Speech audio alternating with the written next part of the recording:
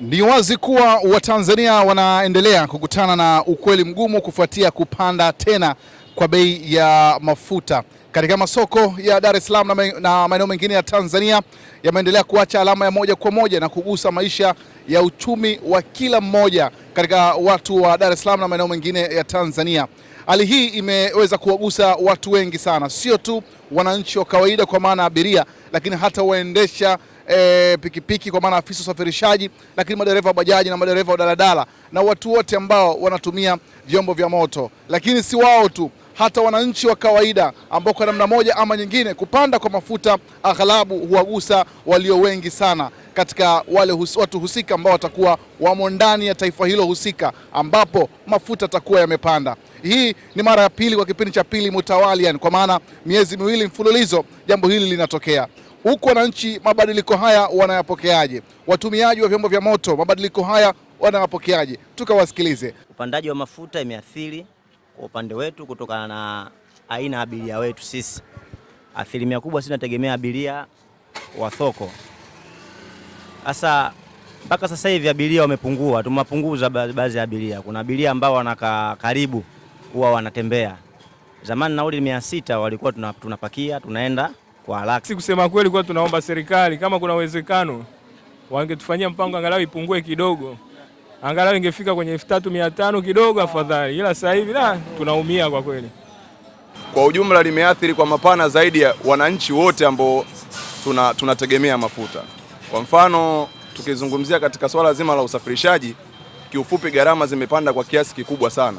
Kitu ambacho kwa mtu ambaye ana maisha ya chini inakuwa ni ngumu kuweza kumudu zile gharama.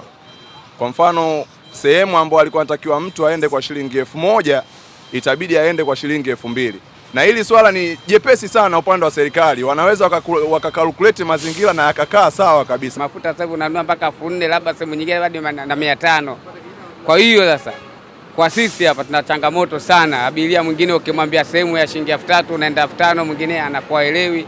Kwa hiyo sisi tuna changamoto sana. Kama serikali tunaomba kabisa, yani watupunguzie bei kidogo ya mafuta au wakae wajadiliane mafuta kidogo yapungue bei, yani imekuwa bei juu sana. Kwanza upande wa nauli unatuasili kutokana na upande wa wa abiria wetu wamekuwa wachache.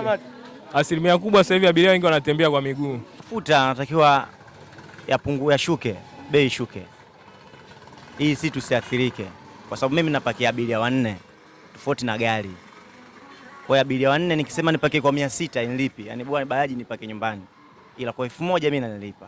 Mizunguko yote hapa Dar es Salaam inaendana na mafuta. Sio Dar es Salaam, Tanzania mzima inaendana na mafuta. Ina maana tutaathirika watu wengi sana. Yaani serikali inachotakiwa kwenye upande wa mafuta wapunguze hata kodi, waondoe kwanza kwa dakika kadhaa ili kusudi watu tupate hiyo huduma kwanza.